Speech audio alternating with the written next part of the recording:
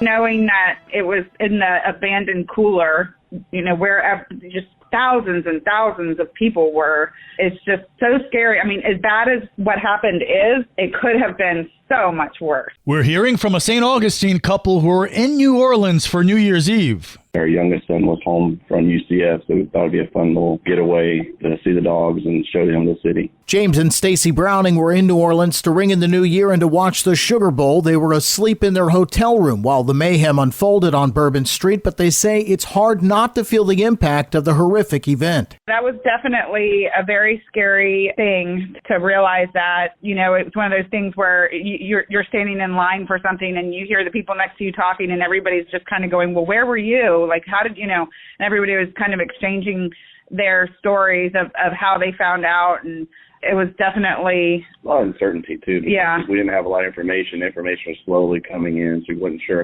what to do, how safe it was to even leave or stay. The Brownings on the mood in NOLA. Everybody's really just trying to not let this horrible tragedy kind of take over, because that's exactly what this person was trying to do. So it's definitely dampened the typical football away game experience, where usually you're chanting "Go Dogs." You see different Georgia fans, but it's everybody's just kind of being more calm and collected and just reserved, kind of respectful. James says he didn't have to be on Bourbon Street for this experience to change him. Definitely be more conscious of an event like that that's going to bring a big crowd together. And also, normally we let the boys kind of go do their own thing and have fun, but I think sticking together from now on, no matter what, is going to be the better choice in safety. For St. Augustine's Local Morning News, I'm Daryl Moody. This local news is a service of your hometown Toyota dealer, Beaver Toyota, US 1 St. Augustine, here to wow you.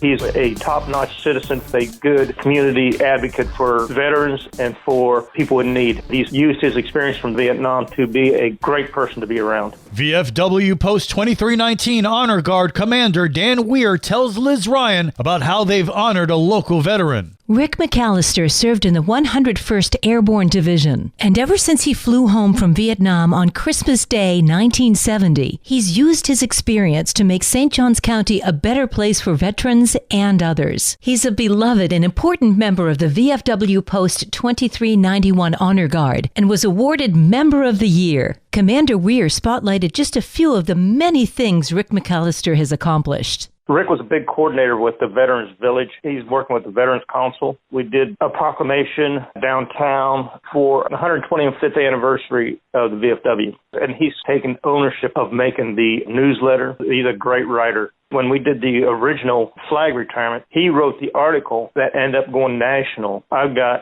numerous phone calls across the country of people asking how we did it. He was also the driving force behind updating the name Honor Guard to the more specific and appropriate First City Honor Guard. We're just really tying into the history of St. Augustine. He also lended his artistic talent to the Honor Guard's image. Came up with a coat of arms. He did a wonderful job on it. Despite all he's done for the Honor Guard and veterans in general, he remains humble and low-key. He doesn't want accolades, but he deserves every accolade he gets. He's a key part of our team down there. We'd be lost without the guy. Rick is also very much involved in the annual Wreaths Across America program and was honored by the We Can Be Heroes Foundation as an unsung hero for his presentation Last Patrol, A Pilgrimage of Brotherhood. Congratulations, Rick McAllister. For St. Augustine's Local Morning News, I'm Liz Ryan.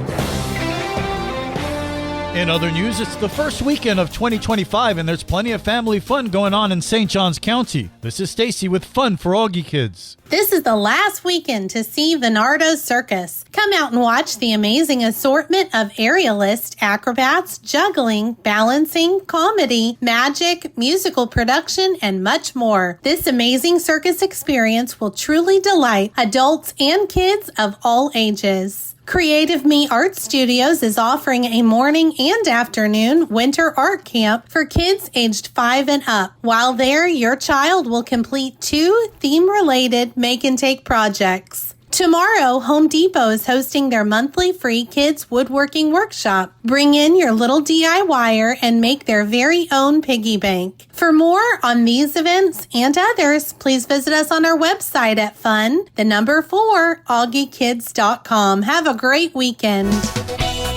And now you're up to date with St. Augustine's local morning news. I'm Rich Carroll.